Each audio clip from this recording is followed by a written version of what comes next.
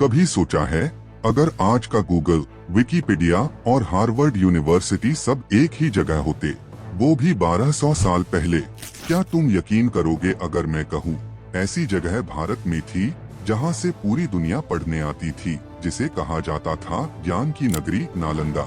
पर सवाल ये है, आखिर ऐसा क्या था नालंदा में जिसने इसे पूरे विश्व का सबसे बड़ा ज्ञान केंद्र बना दिया? क्या सिर्फ शिक्षा, या फिर कोई ऐसा रहस्य जिसे इतिहास ने धीरे धीरे मिटा दिया? 6ठी शताब्दी का भारत जब यूरोप अंधकार युग में था, पर यहाँ नालंदा की दीवारों के बीच ज्ञान का सूरज चमकता था। 10,000 से ज्यादा विद्यार्थी, 2,000 से अधिक आचार्य और 9 मिलियन से भी ज्यादा पांडुलिपियां। इतिहास, गणित, खगोल शास्त्र, औषधि, दर्शन, हर विषय का खजाना बस इन दीवारों के भीतर। कहा जाता है जब कोई छात्र नालंदा पहुंचता था तो सबसे पहले उससे पूछा जाता था, क्या तुम सच में ज्ञान की प्यास रखते हो या बस डिग्री की? यहाँ सवाल किताबों से नहीं, विचारों से पूछे जाते थे। नालंदा की लाइब्रेरी इतनी विशाल थी कि अगर कोई रोज एक किताब पढ़े तो भी कई जन्म लग जाएं उसे पूरा करने में। इस लाइब्रेरी का नाम था धर्मगंज, यानी ज्ञान का समुद्र। यहाँ से निकलने वाला हर विद्यार्थी खुद एक चलता फिरता विश्वविद्यालय बन जाता था।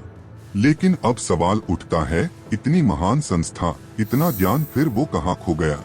साल था 1193। तुर्क आक्रमणकारी बख्तियार खिलजी बिहार पहुंचा। वो तलवार से दुनिया जीतना चाहता था, पर उसे सबसे बड़ा डर था कलम से। वो नालंदा पहुंचा। उसने पूछा, यहाँ क्या रखा है? एक विद्वान बोला, ज्ञान।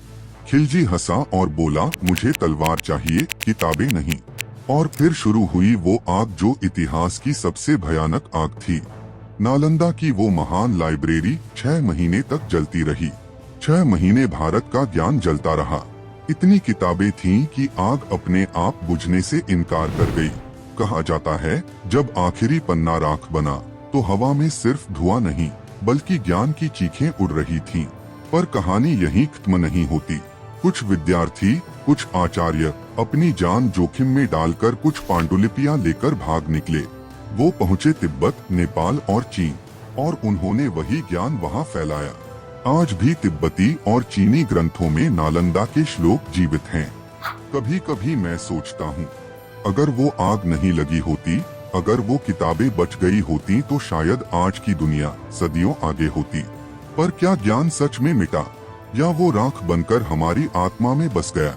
नालंदा सिर्फ एक विश्वविद्यालय नहीं था, वो भारत की आत्मा थी जिसे तलवारों ने मिटाया पर विचारों ने अमर कर दिया।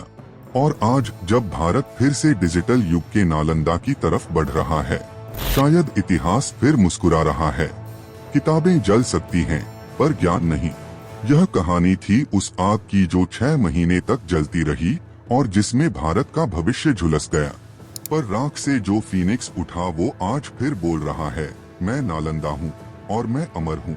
अगर आपको ये कहानी पसंद आई हो तो इसे जरूर शेयर करें ताकि नालंदा की ये जली हुई लौ फिर से लोगों के दिलों में रोशनी बनकर जले। ऐसी ही और अनसुनी ऐतिहासिक कथाओं के लिए चैनल को सब्सक्राइब करें और इस वीडियो को लाइक करके हमें बताएं कि अगली कहानी किस विषय पर सुनना चाहेंगे। धन्यवाद।